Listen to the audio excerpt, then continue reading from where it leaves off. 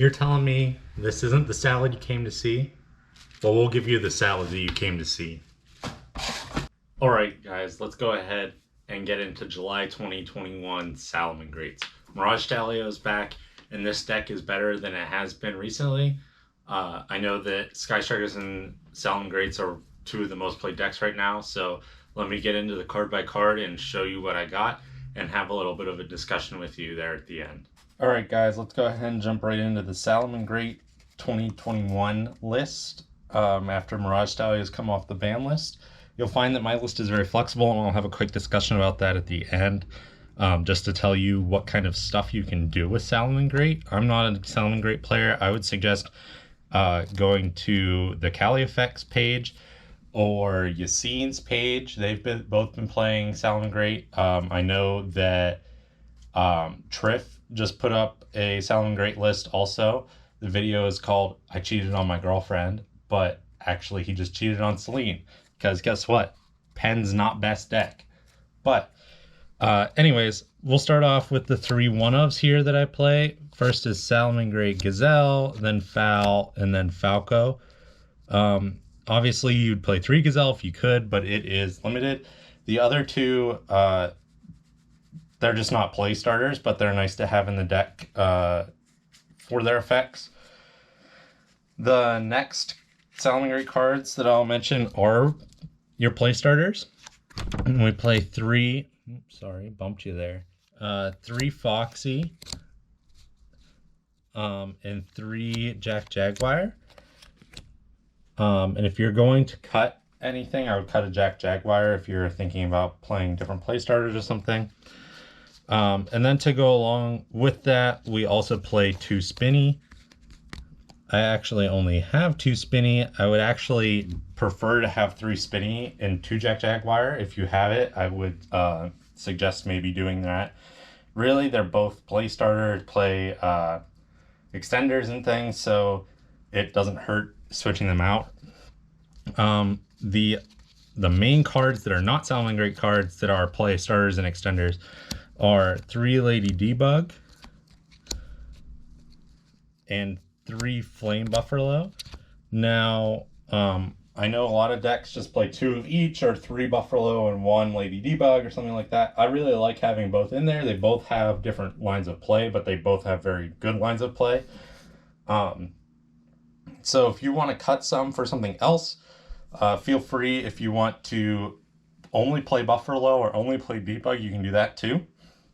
And the last monster I play is 2 Parallel Exceed.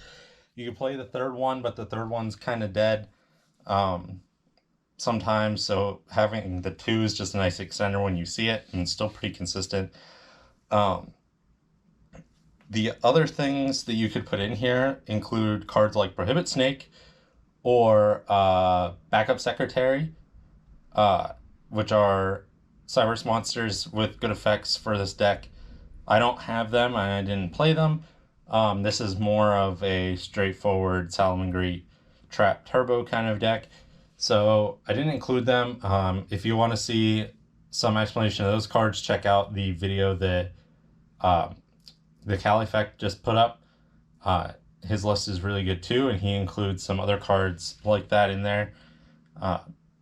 But these are all the monsters that I play in particular in my Salamangreat deck. So next we can go into the spells. We have 3 Pot of Desires, and then 2 Will of the Salamangreat,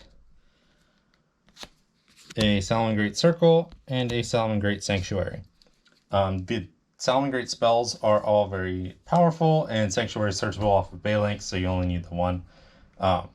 But these cards help with the consistency of the deck, as well as help you recur your resources throughout your plays.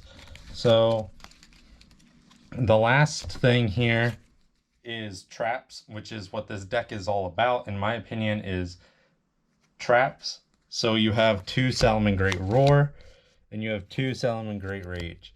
Now these are searchable off your Sunlight Wolf, so obviously if you draw one, you can search the other one, or you can pick which one you want. You play 4 because they're good. So you want to see them in your hand. You want to be able to grab them multiple times. I wouldn't suggest playing 3 of each because then they can clog up the engine. You won't get your monsters that you need to start your plays. And the deck will overall lose consistency. But this deck is kind of based around running your engine to get these traps and get to a point where you can keep recycling them and stop your opponent from playing and then bounce in for game using something like access code or transcode talker. So that being said, I'm actually going to jump to the extra deck and then come back for the end of the deck for the discussion. I know this is different than I've done before where I show you my hand traps and stuff, but there's a little bit of discussion there. So I want to go ahead and do the extra deck first. And it's pretty straightforward. I think it might be the same exact extra deck that Cali Effect uses if you've watched his video. You know, all these Yugi Tuber deck lists are almost identical, but I like to do them just for fun. But I also like to do them just to, you know, let you know what I'm thinking about these decks or what cards go in them. And, you know, the way I always start with building decks is seeing what other people do and then kind of taking the average of all those and then doing my own tweaks. So maybe this helps you figure out, you know, what the average cards played are or something like that. So first of all, 3 Bay links, it searches your sanctuary and it starts off your plays as the link 1. We all know how strong link 1s are. This is no exception to that rule. The next card is 3 Salamangreats Sunlight Wolf. Also a very strong card in the deck, searches your traps. You can, you know, get extra effects and recur resources by summoning on top of another Sunlight Wolf. And a lot of times that is your goal, is to get Sunlight Wolf and then Blink Climb later when you can into game. The next 2 are 2 Salamangreat Heat Leo. Good removal tools, decent Link 3. But also not the best card, so we're not going to get into multiples of it, plus the link 3, so it'll be harder to get into multiples of it, so we only played 2.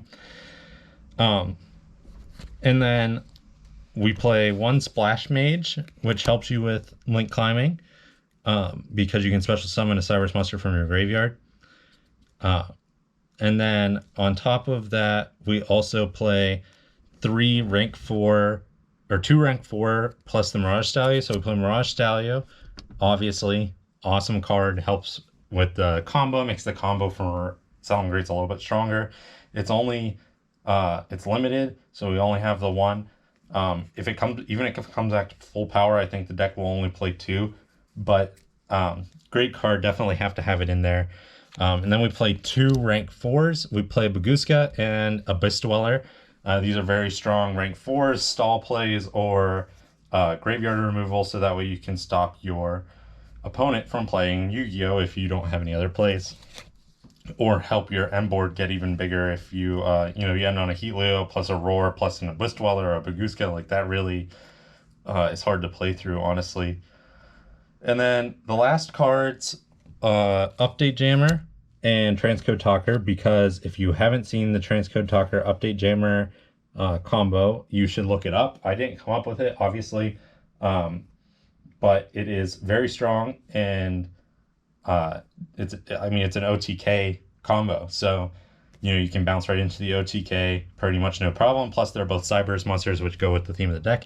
Now I have 1 Zeroboros in here that should be an Access Code Talker, but I don't have Access Code Talker because it's still like $80 or something like that. So I'm waiting for those reprints in August. In the meantime, Zeroboros or Topologic Bomber Dragon aren't terrible substitutes in this particular case because they're both 2+ effect monster link 4s with decent attack and decent effects. They're not going to be the OTK engine or the removal that Access Code Talker is, which is why this should be an Access Code Talker. But you have the Transcode Talker OTK combo, plus you have Zeroboros, so it's not terrible. So that's it for the extra deck. So, you know, before I was saying how I didn't show hand traps, and if you count up the cards that I showed you earlier, it actually only adds up to 30. And that's because I have about 10 flex spots in this deck. Now, cards you can think about playing are more trap cards. What do I want to call it? The Triff Gaming version of the deck. the Salamangreat trap version of the deck is pretty strong. It's a pretty strong going first deck. It relies on the same thing that, you know, a lot of these other traps like Altergeist or Eldritch rely on, is laying down a bunch of traps and stopping your opponent from doing anything, and then being able to use the Salamangreat monsters to bounce off into an OTK engine like Transcode Talker or Excess Code Talker. Your other option is running the pretty typical hand trap lineup, which if you look at my Sky Striker lineup, you can get some of those hand traps from there. You have to play Ash Blossom if you're playing this deck because it's a fire monster. If you're going the trap route, I could kind of see you taking it out, maybe, but it's just so good. I would include Ash Blossom three of that. You know, Droll's good for this. Things like Nibiru are good for this meta if you're playing a lot of those silly ritual machine cards. Plus, you know, there's just so many options with the meta. This deck, as it stands, as I have this list, plays 10 empty slots. So feel free to use those slots for whatever you want. And like I said, Jack Jaguar could be at 2. So if you want it to be 11, or if you want to take 1 Jack Jaguar out and 2 Debug out, you have a whole nother play set worth of cards to throw in there too. So really this deck in this form could play anywhere between 10 to 13 hand traps or traps. And if you want to play the trap version, I would check out Triff's video. If you want to play more typical hand trap version, I would take this into consideration and go watch the Kali Effect video.